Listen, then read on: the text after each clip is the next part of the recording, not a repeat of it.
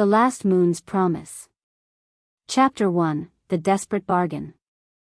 The rain hammered the concrete like bullets as Seraphina pressed her back against the alley wall, her breath forming desperate clouds in the freezing air. 3 blocks away, she could still hear Marcus screaming her name, his voice raw with the kind of rage that had left bruises on her ribs just yesterday. Her fingers trembled as she clutched the pregnancy test, 2 pink lines that sealed her fate. She needed protection, needed safety, needed someone strong enough to stand between her and the monster who called himself her mate. The stranger stepped from the shadows like something carved from midnight itself. Tall, broad-shouldered, with silver-streaked black hair and eyes that seemed to glow amber in the streetlight's glare. His expensive suit was untouched by the rain, as if the storm itself bent around him. When he looked at her, really looked at her, Seraphina felt something crack open in her chest. Not fear. Recognition. As if her soul had been waiting for this moment her entire life. "You're running from someone," he said, his voice like velvet over steel. It wasn't a question. Those strange golden eyes swept over her torn coat, her split lip, the way she held herself like a wounded animal ready to bolt. "And you're carrying something precious." His gaze dropped to her hands, still clutching the test, and something fierce and protective flashed across his features. Seraphina's heart hammered against her ribs. She'd never been this close to raw power before, it radiated from him like heat from a forge. But beneath the danger, she sensed something else. Loneliness. A bone-deep isolation that matched her own. "I need." She started, then stopped, the words too desperate, too revealing. But his eyes held hers, patient and knowing, as if he could read the terror written in her pulse. "You need a husband," he said quietly, and the words hung between them like a promise. "And I need strong children." Lightning split the sky above them, illuminating his face in stark relief, beautiful and terrible and completely inhuman. "My name is Kieran Blackthorn. And if you're brave enough to trust me, I can give you something your hunter will never dare to touch. Protection that runs deeper than blood." Before we begin, drop a comment below with your country and what time it is right now where you're watching. Whether it's sunrise in Nairobi, midnight in New York, afternoon in Canada, or evening in the Philippines, I want to know. Don't just sit back, tell me where in the world you are. Now, let's dive into the story. 6 months earlier, Seraphina's world had been painted in shades of hope. She believed Marcus when he said he loved her, when he promised to protect her from the foster system that had chewed her up and spit her out at 18. She'd been so desperate for belonging that she'd missed the warning signs. The way his grip lingered too long on her wrist, how his smile never quite reached his eyes, the careful way he isolated her from every friend she'd tried to make. The first time he hit her, she'd made excuses. He was stressed about work. She'd burned dinner. She'd looked at another man too long at the grocery store. The bruises always appeared in places her clothes would hide, and Marcus was always so sorry afterward, bringing her flowers and whispering promises that cut deeper than his fists. She'd convinced herself it was love, after all. Who else would want a girl with no family, no money, no future beyond the dead-end diner job that barely paid her rent? But when she'd found the pregnancy test results hidden in his desk drawer, not hers, but another woman's, something inside her finally shattered. He'd been cheating on her while controlling every breath she took. The realization hit her like ice water. She wasn't his beloved. She was his possession. And possessions could be replaced, discarded, destroyed when they became inconvenient. The night she tried to leave, Marcus had shown her exactly how dangerous he really was. She'd woken up with her hands zip-tied behind her back, duct tape over her mouth, staring up at a man whose face she barely recognized. "You think you can just walk away from me?" he'd whispered, his breath hot against her ear. "You think anyone else would want damaged goods like you?" The knife had been cold against her throat, and in that moment, she'd understood with crystal clarity that he would kill her before he'd let her go. She'd escaped only because Mrs. Chen next door had called the police about the noise. But as the squad car pulled away with Marcus in the back seat, his eyes had found hers through the window. The promise in his gaze was unmistakable. This wasn't over. The restraining order was just paper. Prison was temporary. And when he got out, he would finish what he'd started. That's when she discovered the truth that would change everything: the pregnancy test in her bathroom, the 2 pink lines that meant she was carrying his child. Kieran's penthouse occupied the top 3 floors of the obsidian tower, all glass and steel, and impossible luxury hanging 40 stories above the city's chaos. But what struck Seraphina most wasn't the wealth, it was the loneliness. Rooms that felt more like beautiful cages, artwork that seemed chosen for its coldness rather than its beauty, spaces designed for solitude rather than connection. He moved through it all like a ghost haunting his own life. "You don't have to do this," she said for the 10th time as he handed her a cup of tea that probably cost more than her monthly salary. The prenuptial agreement lay between them on the marble coffee table, thick as a book and written in language that made her head spin. "I know how this looks. Desperate girl, convenient rich man. But I'm not trying to trap you or take your money." The words tasted bitter, too close to every cruel thing Marcus had ever said about her worth. Kieran settled into the chair across from her, and for a moment, she could have sworn she saw something wild flicker behind his eyes. "You think this is charity," he said, his voice carefully controlled. "But you don't understand what you're offering me." He leaned forward, and the air between them seemed to thicken. "I'm 38 years old, Seraphina. My family line dies with me unless I produce an heir. Every woman I've ever dated has wanted my money, my power, my connections. None of them wanted children." She studied his face, searching for the lie, the angle, the trap she knew had to be there. But all she saw was exhaustion, the bone-deep weariness of a man who'd been performing his entire life. "Why me?" she whispered. "You could have anyone. Models, actresses, socialites who actually belong in places like this." She gestured around the penthouse, and the late afternoon sun caught the massive diamond on her finger, the engagement ring he'd slipped on during their brief, clinical courthouse ceremony 3 hours ago. "Because," he said, rising to pace to the wall of windows overlooking the city, "you're running from something that wants to destroy you. And I understand that feeling better than you know." When he turned back to her, something predatory and protective warred in his expression. "Because you're carrying life inside you, and you'd die to protect it. That kind of fierce loyalty can't be bought or faked." His voice dropped to barely above a whisper. "And because when you looked at me in that alley, you didn't see a meal ticket or a mark. You saw someone as lost as you are." The baby chose that moment to flutter inside her, a butterfly brush of movement that made her breath catch. Kieran's head snapped toward her with impossible speed, his nostrils flaring slightly, and for just an instant, she could have sworn his eyes flashed gold. "The child is strong," he said, and something in his voice made her skin prickle with awareness. "Stronger than its father knows." Chapter 2: The Hunter's Return. The call came at 3 a.m., shattering the fragile peace Seraphina had begun to build in her new life. She fumbled for the phone, heart already racing, and Kieran's arm tightened around her waist from behind.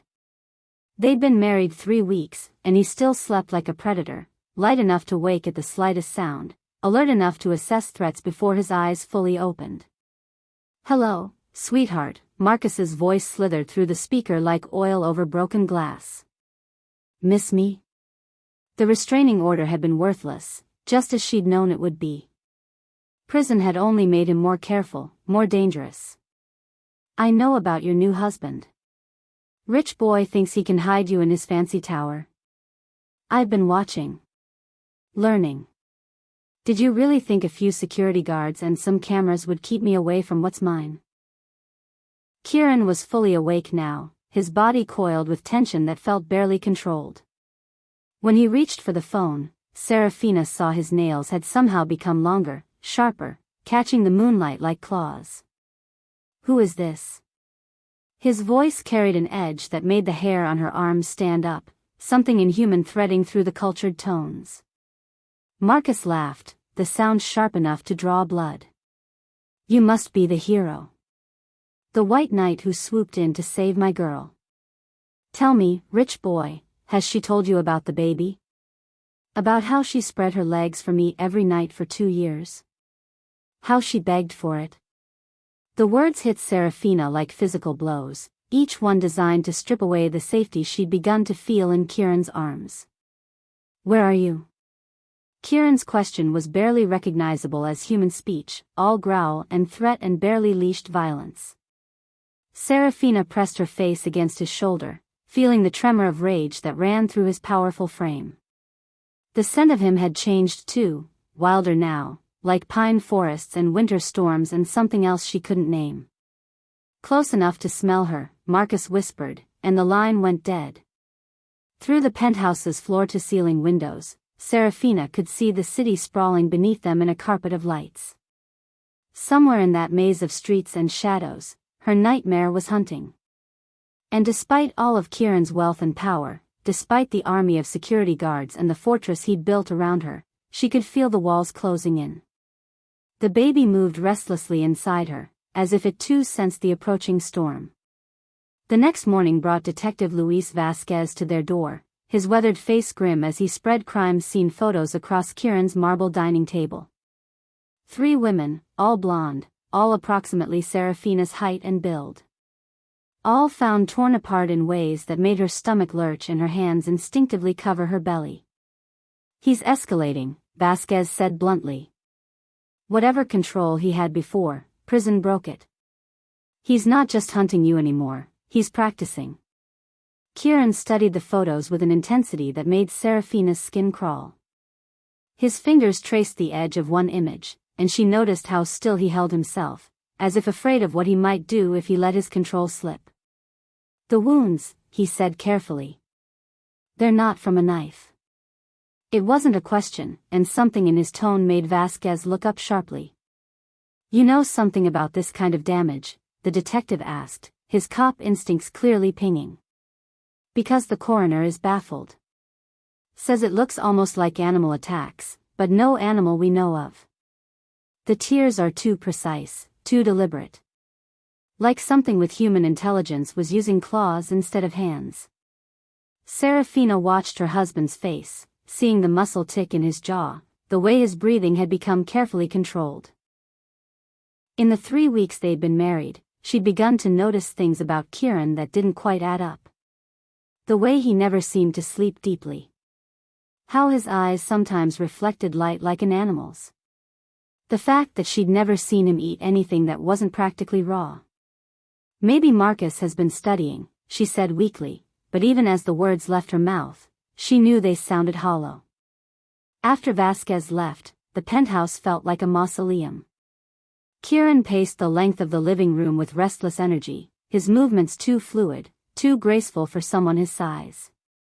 I need to tell you something, he said finally, stopping to face her. The afternoon sun streaming through the windows caught his features in sharp relief, highlighting the aristocratic bones, the way his dark hair seemed to absorb light rather than reflect it. About my family. About what we are. Before he could continue, every light in the penthouse went out. Emergency power should have kicked in immediately. Kieran had shown her the backup systems himself. But they sat in complete darkness, and in that darkness, Seraphina heard something that made her blood freeze. Scratching. Coming from the walls themselves, as if something with very long claws was working its way up the outside of the building. 40 stories up, where nothing human should be able to climb.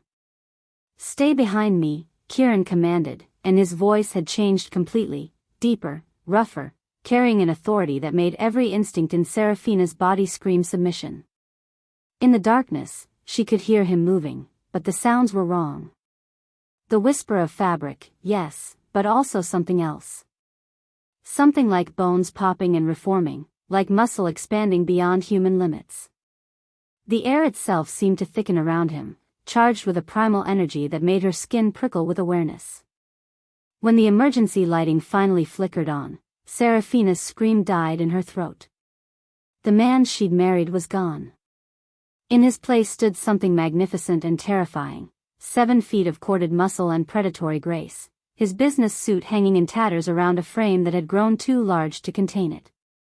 His face was still recognizable, but sharper now, more angular, and his eyes burned like molten gold in the dim light. Silver-streaked hair had darkened to pure black, and when he breathed, she could see the steam rising from his skin as if his body temperature had spiked beyond human norms. "You're not human," she whispered, and the words came out as barely a breath. Everything made sense now, his impossible stillness, the way he'd known she was pregnant before she'd told him, the predatory grace that had drawn her to him in that rain-soaked alley. Her husband was a monster. But even as terror flooded her system, another emotion rose to meet it. Relief. Because if Kieran was something beyond human, then maybe, just maybe, he was strong enough to keep her safe from Marcus. The realization should have sent her running, screaming into the night. Instead, she found herself stepping closer to him, drawn by an instinct she didn't understand. The scratching sound stopped, replaced by something worse. Laughter. Marcus's voice drifted down from somewhere above them, impossible and wrong and filled with a madness that made her skin crawl. Come out, wherever you are," he sang, and his words echoed through the ventilation system like a nursery rhyme from hell. "I can smell you both. And I can smell the fear." The sound seemed to come from everywhere at once, the walls, the ceiling, the very air around them vibrating with his malicious glee. Kieran's head tilted, listening to something she couldn't hear, and when he looked at her, she saw the truth written in his transformed features. "He's not human either," he said, his voice a low rumble that she felt in her bones. "I should have realized. The claw marks. The way he tracked you so easily. The obsession." His lips pulled back from teeth that were now sharp enough to tear flesh. "Your ex-boyfriend is a werewolf, Seraphina. And he's come to claim what he thinks belongs to him." The words hit her like physical blows, each revelation reshaping everything she thought she knew about her life. Marcus wasn't just an abusive ex-boyfriend, he was a supernatural predator who had been stalking her with abilities she couldn't even comprehend. The restraining order, the police protection, the security measures Kieran had put in place, all of it was useless against something that could climb buildings and track her scent across miles of city streets. "How long have you known?" she asked, her voice steadier than she felt. "About me, about what I was running from?" Because now that the supernatural veil had been lifted, she could see the truth in his golden eyes. This wasn't coincidence. An alpha werewolf didn't just happen to be standing in the right alley at the right moment when a human woman needed rescuing. The precision of their meeting, the way he'd known exactly what she needed to hear, the immediate understanding between them, it all felt orchestrated. Kieran's expression flickered with something that might have been guilt. "I caught his scent on you that first night," he admitted. "Werewolf, but wrong somehow. Tainted. The scent of someone who'd turned away from pack law, who'd chosen to hunt alone." His massive hands clenched into fists, claws extending slightly. "But I didn't know the extent of his obsession. Didn't realize he'd been conditioning you, breaking down your defenses systematically. If I had..." "You would have killed him then," Seraphina finished, and she realized she wasn't horrified by the thought. After months of living in terror, after seeing what Marcus had done to those other women, the idea of him being torn apart by something stronger and more dangerous than he was felt like justice rather than murder. "Why didn't you tell me about what you are, what he is?" Before Kieran could answer, her phone buzzed against the marble coffee table where she'd left it. The sound was jarring in the tense silence, and both of them froze. The display showed an unknown number, and for a terrifying moment, Seraphina thought it might be Marcus, taunting them from somewhere in the building's ventilation system. But when she unlocked the screen, the message that appeared made her blood turn to ice. "Did you really think this was all coincidence? The alley, the pregnancy, finding your perfect alpha protector? I've been orchestrating every moment since you were born. It's time you learned the truth about your real father." Dr. Helena Cross, Lunar Genetics Institute.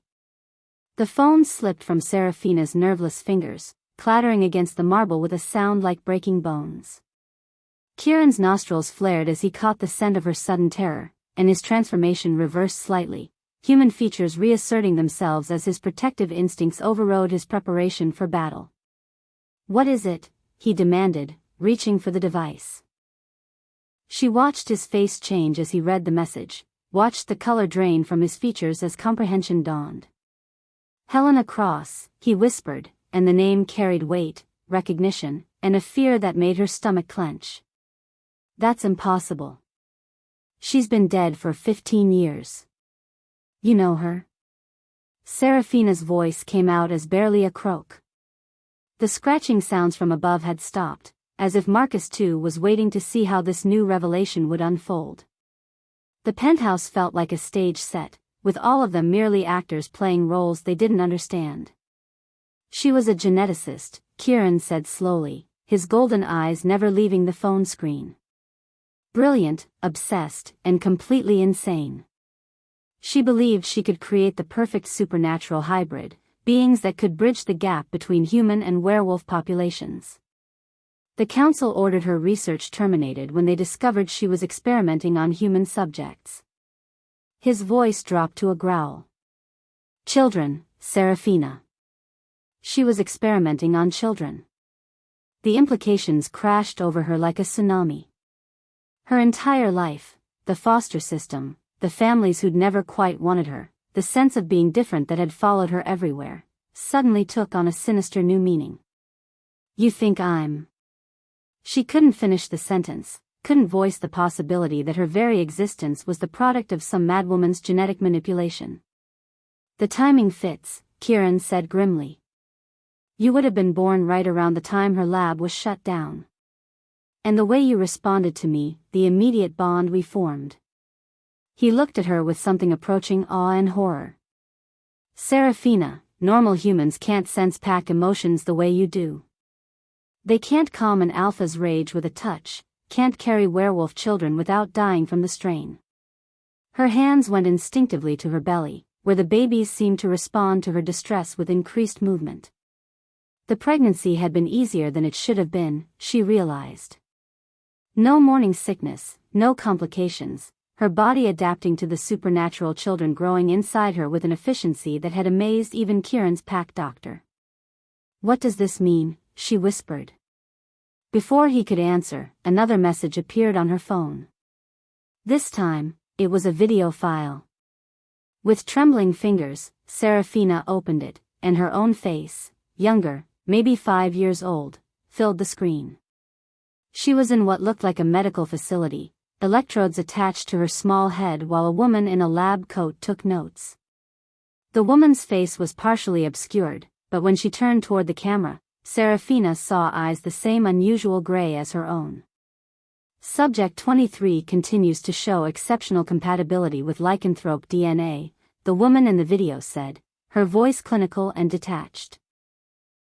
"Neural pathways are developing along predicted parameters, and her ability to process supernatural pheromones is already above baseline human norms. The foster placement has been arranged. We'll monitor her development remotely until she reaches breeding age."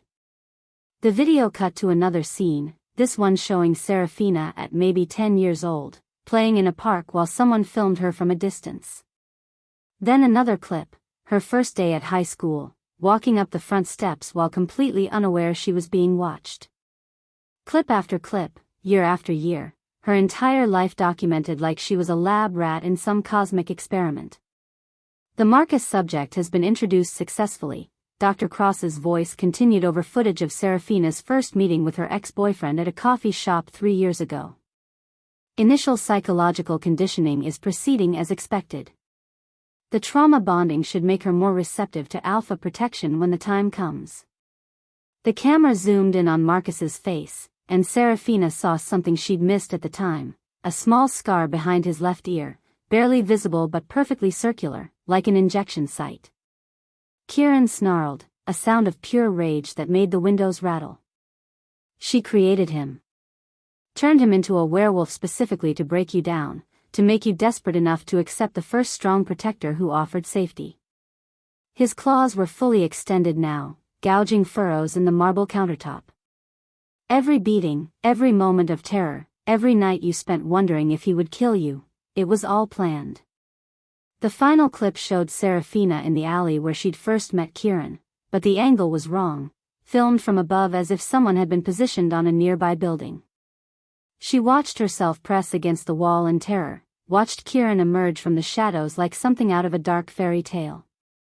But what made her blood freeze was the timestamp. The video had been recorded 3 hours before their actual meeting. Someone had known exactly where they would be, exactly when their paths would cross. "Even our meeting," she whispered, and the words tasted like ash in her mouth. "It was all orchestrated. You and me, the pregnancy, everything."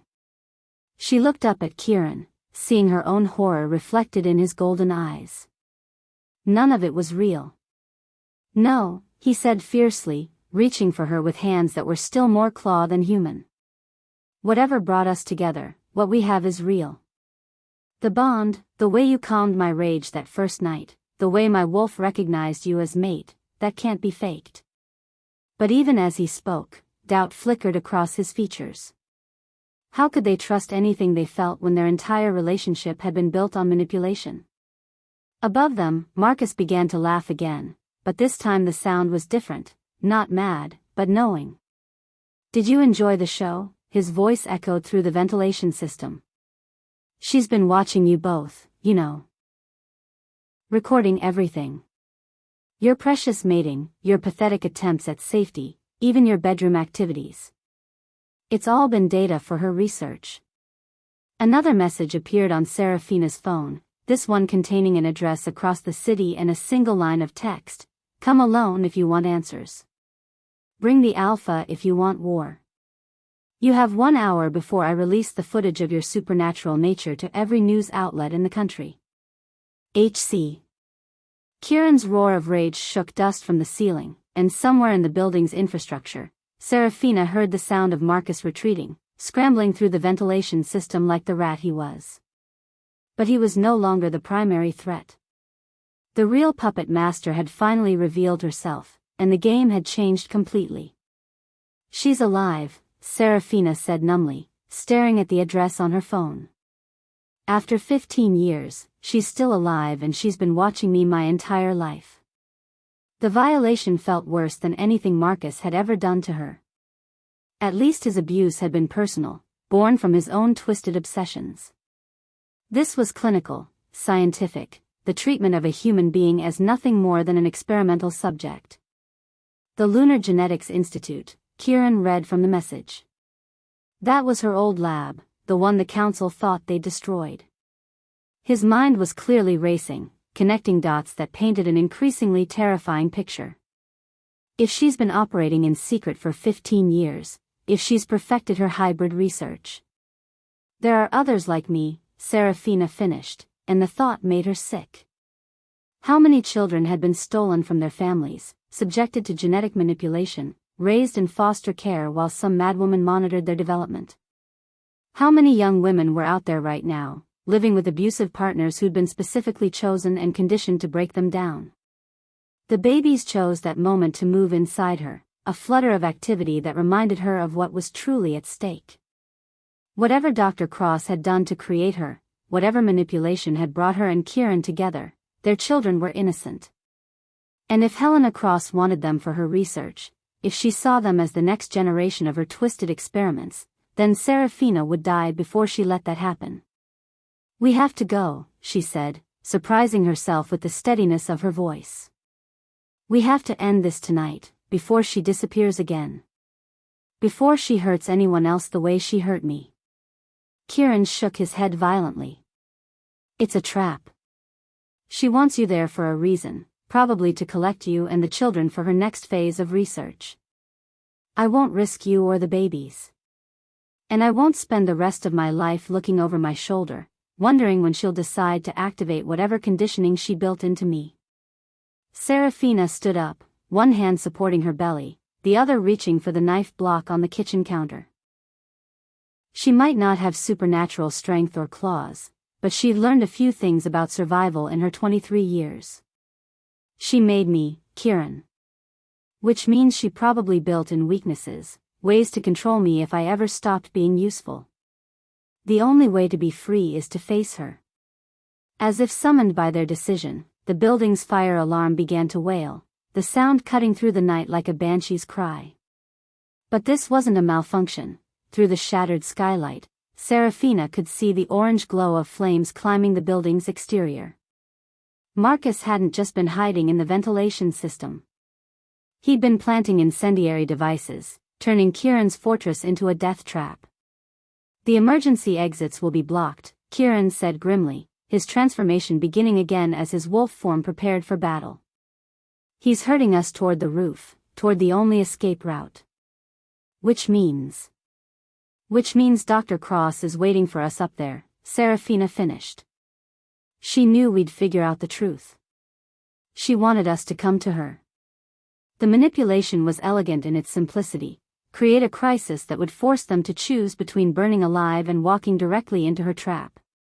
Smoke began to seep through the ventilation system, acrid and thick, carrying the scent of burning chemicals rather than ordinary fire. Whatever Marcus had used wasn't just meant to burn, it was meant to incapacitate, to weaken them before the final confrontation.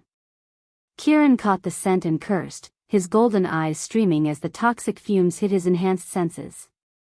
Silver particulates, he gasped, his transformation stuttering as the smoke interfered with his supernatural abilities. She knows exactly how to neutralize a werewolf. His knees buckled, and Seraphina found herself supporting the weight of a man who moments before had seemed invincible. Through the growing smoke and chaos, her phone chimed one final time. The message was short, simple, and terrifying in its implications. Time's up, Subject 23. Welcome to Phase 2. HC. As the flames climbed higher and the smoke grew thicker, as Kieran fought to maintain his human form against the silver poisoning, Seraphina realized that everything they'd endured so far had been nothing more than preliminary testing. The real experiment was just beginning, and she was the star subject in a madwoman's final, desperate gambit to create the perfect supernatural hybrid. The only question now was whether she would submit to her creator's will, or find the strength to become something Dr. Helena Cross had never intended, free. Chapter 3, Blood and Moonlight. The skylight exploded inward in a shower of glass and twisted metal, and Marcus dropped into the penthouse like a nightmare-given form. But he wasn't the man Seraphina remembered. This creature was something pulled from the deepest circle of hell, all matted fur and yellow fangs and eyes that burned with inhuman hunger. He was massive, easily 8 feet tall, his werewolf form a twisted mockery of the wolves she'd seen in nature documentaries. Mine, he snarled, the word barely recognizable through his transformed throat. She carries my cub. My bloodline. No pretty boy alpha gets to steal what belongs to me. He moved with terrifying speed, closing the distance between them in a heartbeat, but Kieran was faster. The two supernatural beings collided with a sound like thunder, their impact sending furniture flying and leaving gouges in the marble floor. Seraphina pressed herself against the wall, one hand protectively covering her belly as the two werewolves tore at each other with savage intensity. But even in her terror, she could see the difference between them. Marcus fought like a rabid animal, all rage and desperate hunger. Kieran moved with the controlled precision of a born predator, every strike calculated, every defensive maneuver perfectly timed. You made one mistake, Kieran growled as he caught Marcus by the throat and slammed him against the wall hard enough to crack the reinforced concrete. You hurt what's mine. His claws extended fully, 5 razor-sharp talons that gleamed silver in the emergency lighting. And I am the alpha of the Northeast Territories. I've killed challenges stronger and smarter than you. But Marcus wasn't finished. With a desperate snarl, he twisted free and lunged, not at Kieran, but at Seraphina. His claws were inches from her face when Kieran's roar shook the entire building, a sound of pure dominance and protective fury that seemed to come from the earth itself. She watched in stunned amazement as her husband moved faster than thought, his hand closing around Marcus's heart and ripping it from his chest in one fluid motion. The rogue werewolf was dead before he hit the ground. The silence that followed Marcus's death was deafening. Seraphina stared at the blood pooling across her living room floor, at the massive form of her dead ex-boyfriend, at her husband who still stood in his wolf form with another man's heart in his claws. She should be screaming. Should be running. Should be calling the police and demanding explanations and probably checking herself into a psychiatric facility. The metallic scent of blood filled the air, mixing with the acrid smoke still seeping through the ventilation system, creating a cocktail of violence and destruction that should have sent any sane person fleeing. Instead, she stepped forward. "Kieran?" Her voice was steady, calmer than it had any right to be. "Are you hurt?" Because that was what mattered, she realized. Not the supernatural revelation or the violence or the complete upheaval of everything she'd thought she knew about the world. What mattered was that the father of her children, yes, children, because she could somehow sense there were two heartbeats inside her now, was safe. The realization that she carried twins should have shocked her, but in this moment of chaos and revelation, it felt like the most natural thing in the world. He dropped Marcus's heart and turned toward her, and she watched the transformation happen in reverse. Bones shifted and compressed, muscle contracted, and the golden glow faded from his eyes until he was human again. Or human-shaped, at least. "You're not running," he said, wonder and disbelief coloring his voice. "I just killed a man in front of you. Revealed myself as something most humans would consider a monster. And you're asking if I'm hurt." His hands were still stained with Marcus's blood, his expensive shirt torn beyond repair, but she felt no fear looking at him. "He was going to kill me," Seraphina said simply. "Kill our babies. You protected us." She reached up to touch his face, and he leaned into her palm like a man dying of thirst. "I don't care what you are, Kieran.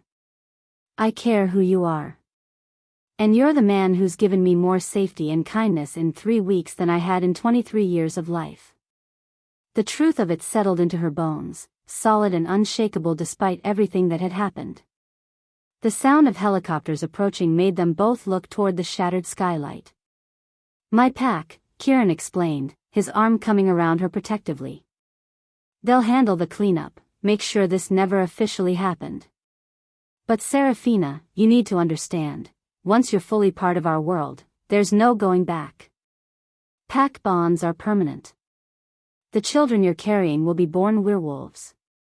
His voice carried both warning and promise, giving her one last chance to choose a different path. Through the broken skylight, Seraphina could see dark figures rappelling down on silent ropes, moving with the same predatory grace that marked Kieran's every movement. Pack members, she realized, coming to protect their alpha and clean up the mess that threatened to expose their secret world. The efficiency was breathtaking.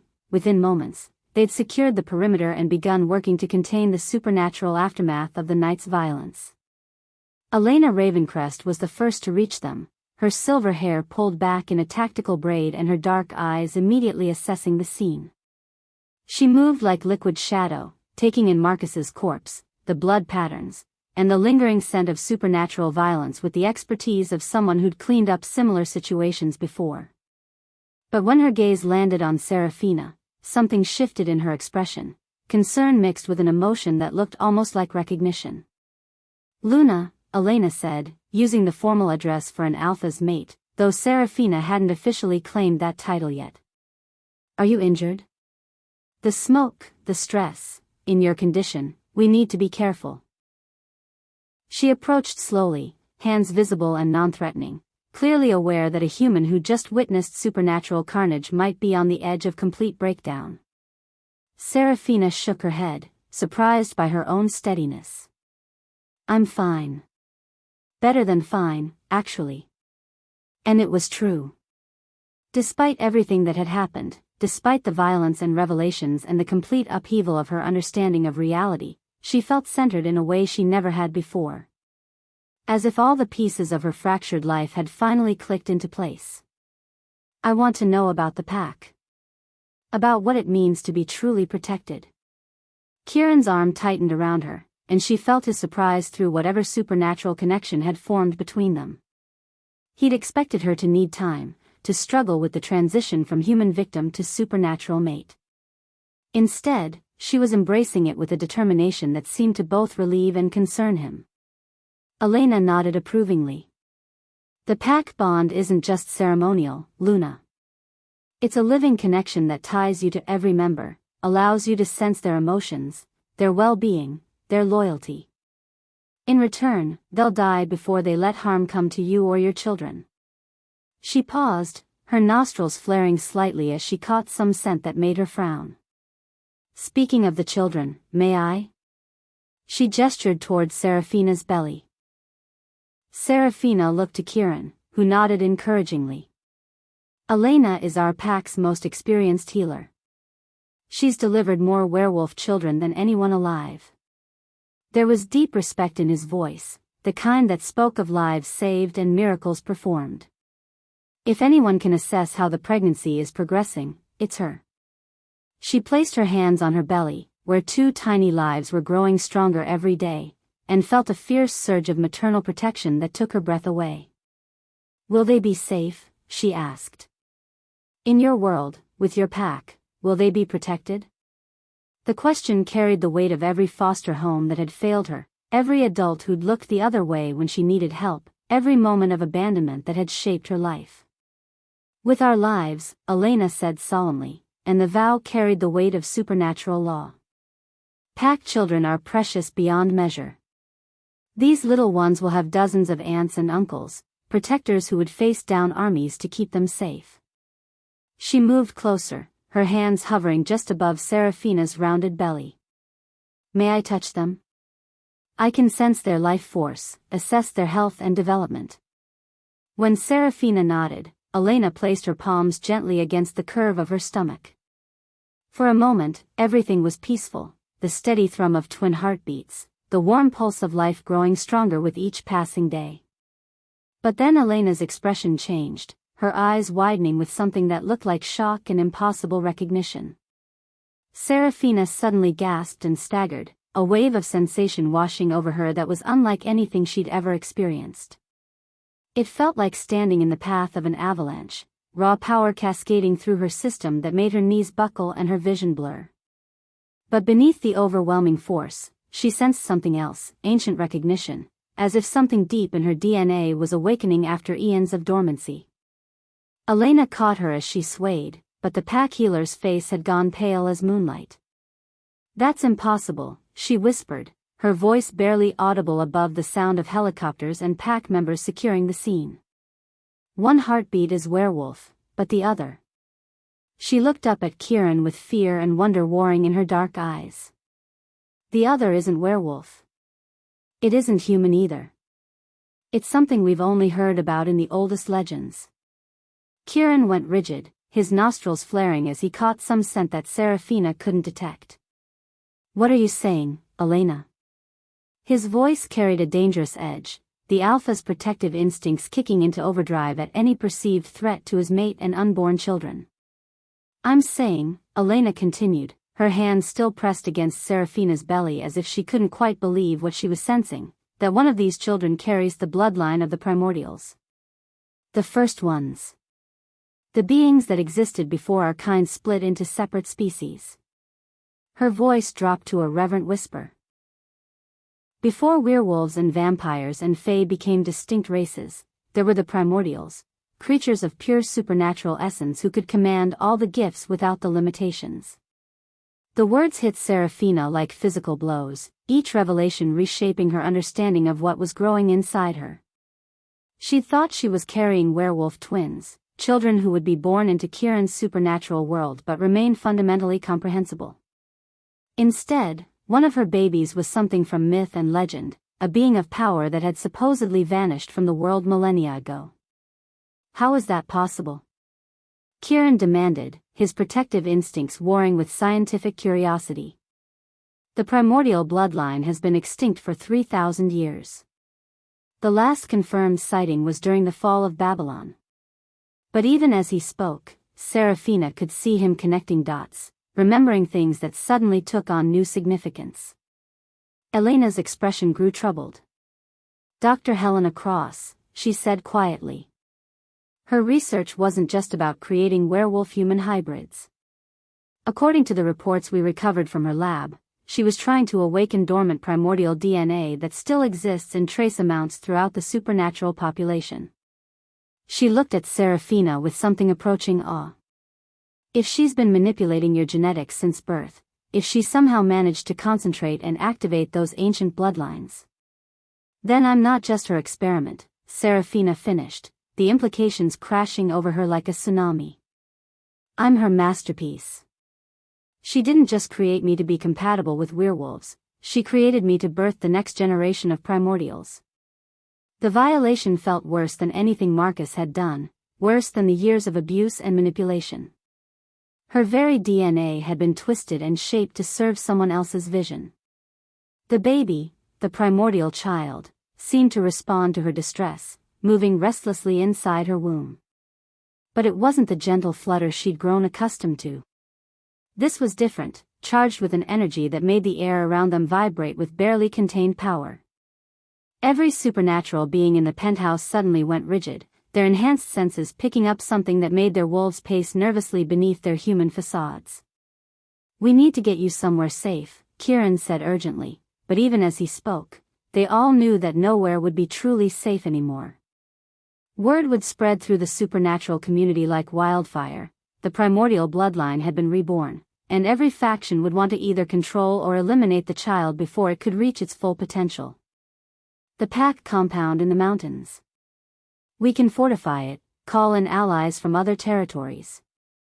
But Elena was shaking her head, her expression grim with knowledge that clearly weighed on her. "You don't understand, Alpha. A primordial child isn't just powerful, it's a game changer for our entire world. When the old bloodlines died out, it created the balance we've lived with for centuries. Werewolves, vampires, fae, witches, all separate, all contained within their own spheres of influence." She gestured towards Seraphina's belly. "That child will be able to command all of those abilities. It could unite the supernatural world, or destroy it entirely." The magnitude of what she was saying settled over them like a shroud. Seraphina found herself thinking of the video messages from Dr. Cross, the years of careful manipulation and genetic conditioning. Had the mad scientist known what she was creating? Had she planned for one of the children to be primordial, or was this an unexpected evolution of her research? "There's more," Elena continued reluctantly. "The old texts speak of a prophecy about the return of the primordials. When the bloodline awakens, it's supposed to herald either a golden age of supernatural unity or the end of all supernatural life on Earth. The child's nature, its choices, its upbringing, everything will determine which path the future takes." Kieran's growl was low and dangerous. "Then we make sure it's raised with love, with wisdom, with the values that will make it a protector rather than a destroyer." His hand settled protectively over Seraphina's, both of them covering the swell of her belly where two impossible lives were growing. "Whatever power this child has, it will be guided by parents who understand the value of life." But Seraphina was thinking beyond immediate protection and parenting. If Dr. Cross had created her specifically to birth a primordial, then the mad scientist would never stop hunting them. And if the supernatural world learned about the child's true nature, they would face threats from every direction, those who wanted to control the power, those who feared it, and those who would try to eliminate it before it could mature. As if summoned by her fears, her phone buzzed with another message from the number that had started this nightmare. But this time, the text made her blood run cold. "Congratulations on the successful activation of the primordial bloodline. Phase 3 begins now. You have 48 hours to bring subject 23 and both offspring to the coordinates I'm sending. Refuse, and I release everything, the supernatural footage, the genetic research, the location of every enhanced individual I've created over the past 15 years. The world will burn, and your children will be hunted by governments and scientists for the rest of their very short lives. Choose wisely. HC The coordinates that followed showed a location in the Arctic, so remote that even satellite imagery couldn't provide clear details. But Elena's sharp intake of breath told Seraphina that the pack healer recognized the area. "The Nexus Point," she whispered. "It's a place of power where the boundaries between dimensions are thinnest. According to legend, it's where the first primordials were born." She's not just planning to study the children, Kieran realized with dawning horror. She's planning to use the Nexus Point to amplify their power, to accelerate their development into something she can control. His wolf was so close to the surface now that his eyes flickered between gold and human brown with each heartbeat. "We can't let her get her hands on them." Seraphina felt the children respond to the supernatural tension in the room, both heartbeats accelerating as if they too understood the danger they faced. The primordial child's energy pulsed stronger, and for a moment, she could have sworn she felt its consciousness brush against hers, ancient, powerful, and surprisingly gentle. Whatever Dr. Cross had intended, the being growing inside her was already developing its own will, its own sense of right and wrong. "Then we don't run," she said quietly, surprising everyone including herself. "We end this. Helena Cross has been pulling strings and manipulating lives for too long. If she wants a confrontation at this Nexus Point, then that's where we finish it." She looked around at the pack members who had stopped their cleanup work to listen, seeing their shock at a human woman, a pregnant human woman, talking about taking the fight to one of the supernatural world's most dangerous criminals. Elena nodded slowly, respect dawning in her dark eyes. "The Luna has spoken," she said formally, using the ancient pack acknowledgement of an alpha female's decision. "Where she goes, the pack follows." Around the room, other pack members voiced their agreement, their loyalty to their alpha extending automatically to his chosen mate. But even as plans began to form around them, even as pack members volunteered for what would essentially be a suicide mission into the Arctic wilderness, Seraphina found herself focusing on the two heartbeats inside her belly. One werewolf, one primordial, both innocent of the chaos their existence had unleashed upon the world.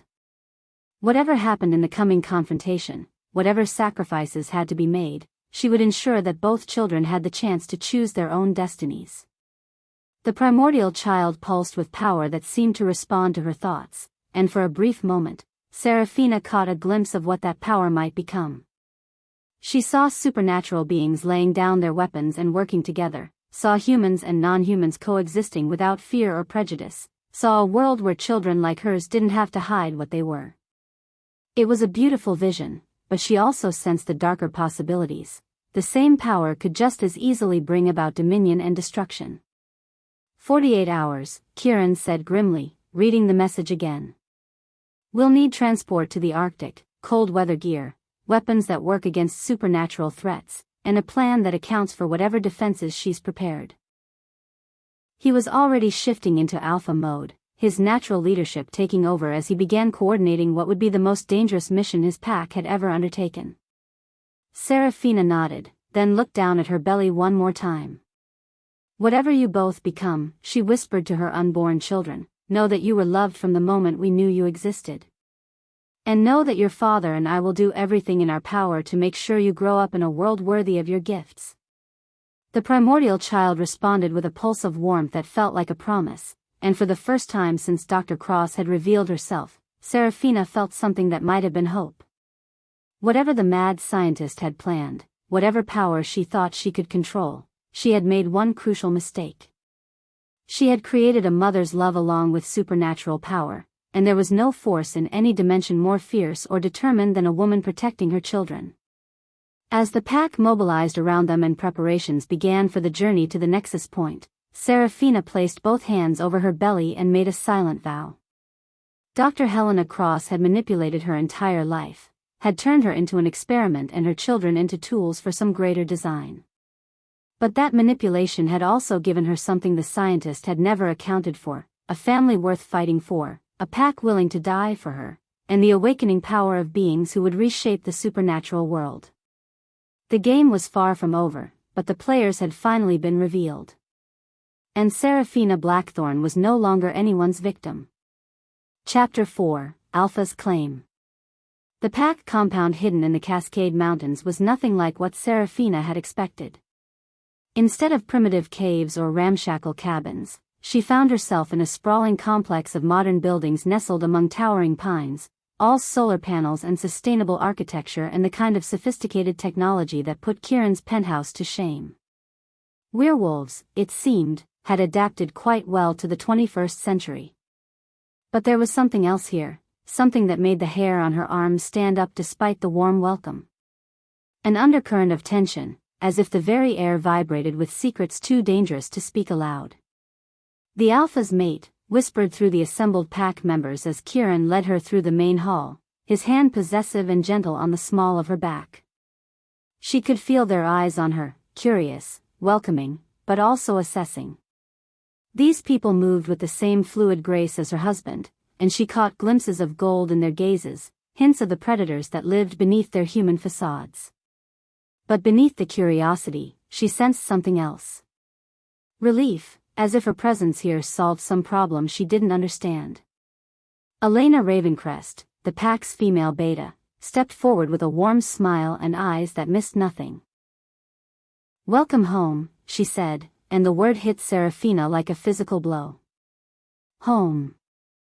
She'd never had one of those, not really. "The Alpha has told us about your situation. About the rogue who threatened you and your cubs." Her voice hardened on the last words. "Know that you are under pack protection now. No enemy will reach you here." But even as Elena spoke the traditional words of welcome, Seraphina caught the faintest flicker of something in her dark eyes. Knowledge. And beneath that, a sorrow so deep it seemed to have carved permanent lines around her mouth. The tour of the compound revealed layers of security that went far beyond simple pack protection.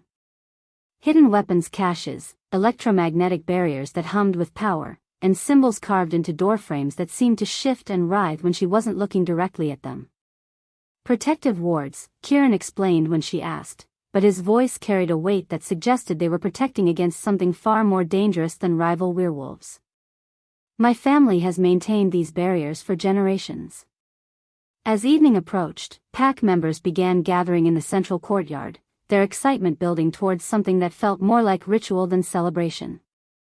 Seraphina found herself being dressed in ceremonial robes that felt ancient beneath her fingers, the fabric woven with threads that seemed to absorb moonlight rather than reflect it. "The claiming ceremony," Elena explained, but her usual warmth had been replaced by something that looked almost like resignation. "It will bind you to the pack, to Kieran, and to..." She paused, as if choosing her words carefully, "to your destiny." The claiming ceremony happened at moonrise, the pack forming a perfect circle around them with a precision that spoke of countless repetitions. Ancient torches flickered to life without any visible ignition source, casting dancing shadows that seemed to move independently of the flames. Kieran stood in the center of it all, magnificent in ceremonial robes that transformed him from modern alpha to something primordial and dangerous. His voice was sure and strong as he began to recite vows in a language that predated civilization, words that seemed to resonate in her bones despite having no conscious meaning. But as the ceremony progressed, Seraphina began to notice things that didn't fit her understanding of werewolf bonding rituals. The words Kieran spoke carried an edge of desperation, as if he was racing against time. The pack members weren't just witnessing, they were participating, their voices joining his in harmonies that seemed to weave power from the very air. And beneath it all, she felt something stirring, something vast and hungry that had been sleeping far below the earth. Elena stood at the edge of the circle, her face pale in the torchlight, and as Kieran's chanting grew more intense, Seraphina saw the beta's expression shift from ceremonial solemnity to growing horror. Elena's lips moved as she translated the ancient words, and with each phrase, her eyes grew wider with disbelief and fear. When their gazes met across the circle, Seraphina saw something that made her blood freeze. Elena was trying to mouth a warning, but the ceremonial bindings prevented her from speaking aloud. The power building around them was unlike anything Seraphina had experienced, even after weeks of living in the supernatural world. This wasn't the warm, protective energy of pack bonds or the fierce heat of werewolf transformation. This was cold, ancient, and hungry, a presence that seemed to recognize her specifically, reaching toward her unborn children with tendrils of awareness that made her want to run screaming into the night. But Kieran's voice held her in place, the ceremonial words wrapping around her like chains of obligation and destiny.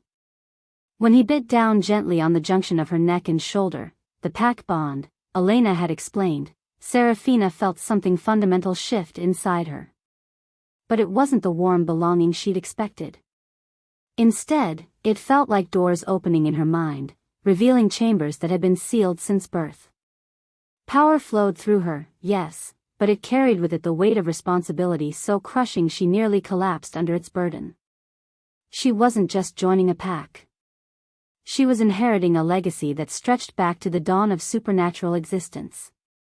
As the ceremony concluded and the pack began to disperse, their faces reflecting a mixture of celebration and relief, Elena moved through the crowd with shaking hands and eyes that had seen too much. When she reached Seraphina's side, the beta's usual composure had cracked, revealing something raw and desperate beneath. "I need to speak with you," she whispered urgently, her voice barely audible above the sounds of celebration. "Alone. Now. Before it's too late to change anything." Kieran was immediately at Seraphina's side, his protective instincts heightened by whatever power the ceremony had awakened. "Elena? What's wrong?" But the beta was already pulling Seraphina away from the crowd, toward a small building at the edge of the compound where the sounds of celebration couldn't follow. The alpha started to follow, but Elena turned with an expression that stopped him in his tracks. "Give us a moment, Alpha," she said formally, and the title carried enough weight to make Kieran step back despite every instinct screaming at him to protect his newly bonded mate. "There are things the Luna needs to understand about what just happened. Things that the ceremony, complicated." The last word was loaded with meaning that made Seraphina's skin crawl with apprehension. In the privacy of the small building, which turned out to be a library filled with books so old their pages seemed to whisper with accumulated knowledge, Elena finally spoke the words that would shatter everything Seraphina thought she understood about her new life. "Those weren't bonding vows," she whispered, her voice breaking with the weight of revelation. "They were. God help us all, they were summoning incantations. Kieran just used you and your children to reinforce a prison that has been weakening for centuries." The words hit like physical blows, each revelation reshaping Seraphina's understanding of everything that had led to this moment. "What are you talking about?" she demanded, though part of her already knew she didn't want to hear the answer. The cold hunger she'd felt during the ceremony, the way the ancient words had seemed to burrow into her soul, the relief on the pack members' faces when it was over, it all took on a sinister new meaning. Elena moved to one of the ancient books, its leather binding cracked with age, and opened it to a page covered in symbols that seemed to move in the lamplight. "The Guardian Bloodline," she read, her voice heavy with sorrow. "Tasked since the dawn of time with maintaining the prison of the Shadowborn, the first werewolf, the creature of pure hunger that would devour all life if ever freed." She looked up at Seraphina with eyes full of pity. "Kieran isn't just an alpha, Luna. He's the last guardian. And he's been dying for years, using his own life force to keep that thing contained." The implications crashed over Seraphina like a tsunami, each wave of understanding bringing fresh horror. "You're saying he married me to use me as some kind of supernatural battery?" But even as she spoke the words, she remembered things that suddenly made terrible sense. The way Kieran sometimes looked at her with desperate gratitude rather than love. How he'd insisted on children so urgently. The relief that had flooded through him when she'd agreed to join his world permanently. "Not just you," Elena said gently, her hand moving to cover Seraphina's belly where the twins grew stronger every day. "The children you carry, one werewolf, one primordial, they represent the next generation of guardians. The ceremony you just participated in didn't just bond you to the pack. It bound your bloodline to the prison, ensuring that when Kieran finally dies from the strain of maintaining the barriers, your children will take over the burden." Seraphina sank into a chair, the weight of revelation making her legs too weak to support her. "How long?" she whispered. How long has he been dying? Because now that she knew what to look for, she could see the signs. The way he sometimes paused as if in pain, the careful way he controlled his breathing, the shadows under his eyes that no amount of rest seemed to cure. Since he was 16, Elena admitted. Since his father died and the burden passed to him. The guardian bloodline has been sacrificing themselves for 3,000 years, generation after generation, all to keep the Shadowborn from awakening and devouring everything that lives. Her voice carried the weight of watching too many friends die for a cause that could never truly be won, only maintained. He has maybe 5 years left, 10 if he's careful. But the children. The children will live their entire lives as prisoners, Seraphina finished, understanding flooding through her with crushing clarity. Bound to maintain a supernatural prison, their power siphoned away year by year until they die and pass the burden to their own children. The beautiful vision of her children growing up safe and loved crumbled, replaced by the image of them spending their lives as supernatural jailers, slowly killing themselves to contain something that should have been destroyed millennia ago. Elena nodded miserably. The primordial child especially. Its power is vast enough to reinforce the barriers for centuries, but only if it's bound to the prison from birth. The ceremony you just completed ensured that both children will be born already connected to the Shadowborn's cage. She gestured toward the ancient book, where illustrations showed figures standing guard over what looked like a pit of living darkness. They'll never be free, Luna. They'll live and die as guardians, just like every generation before them. Why didn't he tell me? Seraphina's voice was barely a whisper, but it carried the weight of betrayal so profound it threatened to tear her apart. I trusted him.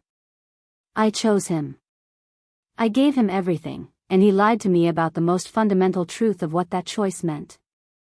The babies moved restlessly inside her, as if they too sensed the shifting dynamics of their fate. Because he loves you, Elena said simply. And because he's desperate. The barriers have been weakening faster than ever before. Whatever Dr. Cross did to awaken the primordial bloodline also destabilized the ancient seals. Without the ceremony, without your children's power to reinforce the prison, the Shadowborn would break free within months rather than years. She moved to the window, looking out at the pack members still celebrating what they believed was a joyous bonding. He made an impossible choice. Let the world burn, or sacrifice his family's freedom to save everyone else. The sound of approaching footsteps made them both turn toward the door. Kieran appeared in the doorway, his face a mask of careful neutrality that cracked when he saw Seraphina's expression.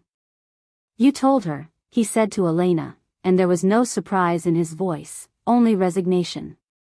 I wondered how long it would take for you to break your oath of silence. She had a right to know, Elena replied firmly. Before the bonding became irreversible, before the children's fate was sealed completely. There might still be time to find another way, to break the bonds before. There is no other way. Kieran's roar silenced the celebrations outside, his alpha power radiating outward in waves that made every supernatural being in the compound freeze in place. Do you think I wanted this? Do you think I enjoyed lying to the woman I love, condemning my children to the life that's been killing me since I was barely old enough to understand what it meant? His careful control shattered, revealing the desperate man beneath the alpha facade. Seraphina stood slowly, her hand supporting her belly as she faced the man she'd married, the father of her children, the stranger who had manipulated her into a fate worse than anything Marcus had ever threatened. You had choices, she said quietly, and her voice carried a coldness that made him flinch. You could have told me the truth. You could have asked me to choose knowingly. You could have trusted me to understand the stakes and make my own decision. And you would have said no, Kieran replied, his golden eyes reflecting a pain so deep it seemed to echo through the centuries. You would have taken the children and run, and the world would have paid the price for my honesty. How many billions of lives was I supposed to sacrifice for the chance that you might choose to save them willingly? The question hung between them like a blade, cutting through everything they'd built together. Because he was right, and they both knew it. If he'd approached her in that alley and explained that marrying him would condemn their children to lives of supernatural servitude, she would have found another way to escape Marcus. She would never have willingly bound her babies to such a fate, no matter how many lives hung in the balance. "So you made the choice for me," Seraphina said, and each word felt like a nail in the coffin of their relationship. "You decided that your cause was more important than my agency, that your responsibility mattered more than my consent. Just like every other man who's controlled my life, you thought you knew what was best for me better than I did." The comparison to Marcus hit Kieran like a physical blow, and she saw him stagger under the weight of it. "That's not. I never wanted to control you. I wanted to save you. To love you. To give you the family and protection you'd never had." His voice broke on the last words, revealing the depth of his genuine feelings beneath the manipulation. "By lying to me about what that family would cost," Seraphina countered. "By ensuring that my children would never be free to choose their own paths. By turning my pregnancy into a supernatural conscription that they'll never be able to escape." She felt the primordial child stir inside her, its ancient power pulsing with what felt like understanding and anger. Elena cleared her throat softly, drawing their attention back to the immediate crisis. "The bonding is complete, but not irreversible," she said carefully. "The old texts speak of a ritual that can break guardian bonds, but it requires..." She hesitated, clearly reluctant to voice what she'd found in her research. "What?" both Seraphina and Kieran demanded simultaneously. "The willing sacrifice of the current guardian's life," Elena finished quietly. "If Kieran dies by choice rather than slowly through the burden, if he pours all his remaining life force into breaking the bonds rather than maintaining them, it might free the children from their inherited fate. But it would also release the Shadowborn," Kieran completed grimly.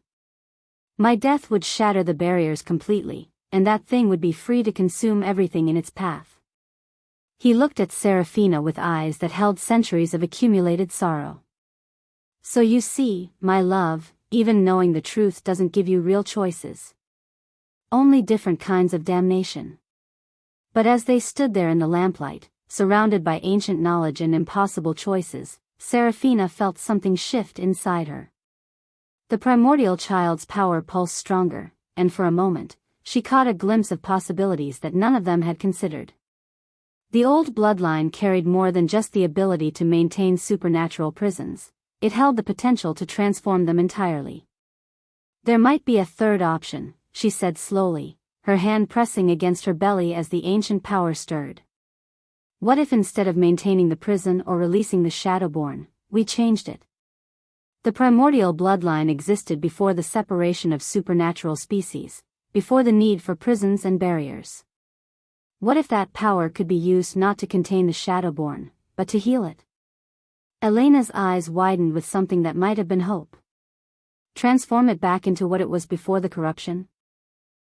The old texts mention that the first werewolf wasn't always a creature of pure hunger. Something twisted it, turned it into the Shadowborn. She moved quickly to another book, pages rustling as she searched for references. If the primordial power could reach back to its original nature. "It's never been attempted," Kieran said, but his voice carried a note of possibility that hadn't been there moments before. "The risk would be enormous. If it failed, if the process backfired, the Shadowborn could become even more dangerous than it already is."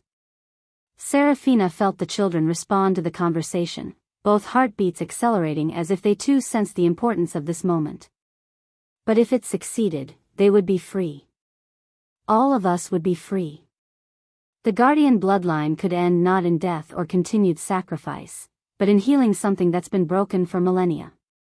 As if in response to her words, a sound echoed up from deep beneath the compound, something that might have been a howl of hunger, or perhaps a cry of pain that had been locked away for 3,000 years. The Shadowborn was stirring, responding to the changes the ceremony had wrought in the barriers that contained it. But instead of fear, Seraphina felt a strange sense of recognition. The power growing inside her, the ancient bloodline that Dr. Cross had somehow awakened, called to whatever lay trapped below with something that felt less like duty and more like compassion.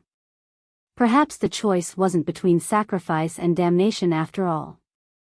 Perhaps it was between fear and the courage to heal wounds that had festered since the dawn of supernatural existence. The watchers at the edge of the forest chose that moment to reveal themselves, stepping from the tree-line with synchronized precision that spoke of military coordination. But as Seraphina looked toward them, as she saw the massive silver-furred werewolf that radiated ancient authority, she realized that the threats from outside were nothing compared to the choices they faced within. The real battle wouldn't be fought with claws and teeth, but with the decision of whether to continue an endless cycle of sacrifice or risk everything on the possibility of redemption. "Kieran," she said quietly, her voice carrying a strength that surprised them all. "We need to talk. Really talk.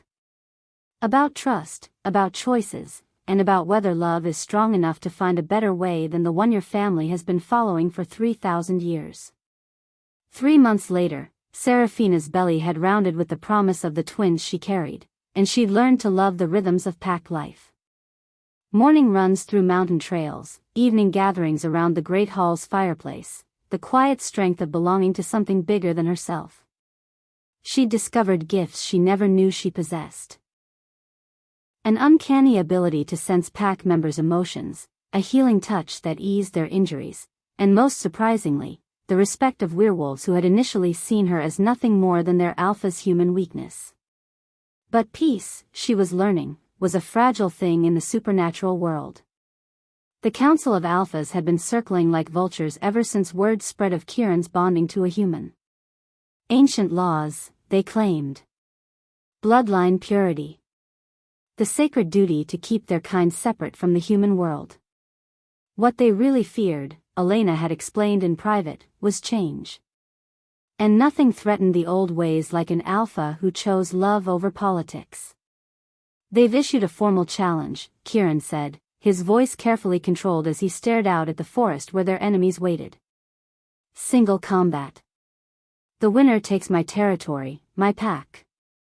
His eyes found hers across the room, golden and fierce with protective fury. "And my mate." The words hung in the air like a death sentence. Council law was absolute, she couldn't be protected if Kieran fell. Seraphina rose from her chair, one hand supporting her heavy belly, and walked to stand beside her husband. Through the window, she could see the silver alpha who'd watched their bonding ceremony, flanked now by a dozen others whose eyes glowed with predatory anticipation. "Then you'd better not lose," she said simply, and felt his surprise ripple through their bond. "These babies need their father. And I need my mate." That night, as Kieran prepared for a battle that would determine all their futures, Seraphina felt the first flutter of something new. Not movement from the twins, something else. A warmth spreading through her veins, a strength that felt ancient and wild and utterly foreign. When she looked in the mirror, her own eyes flashed gold for just an instant.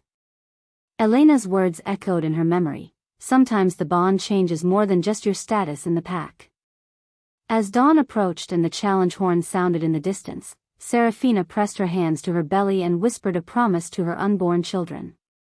"Your father will come home to us. And if he doesn't..." The mirror cracked under her gaze, spider-webbing outward from eyes that now burned with their own inner fire. "Then they'll learn that a mother's love is the most dangerous force in any world."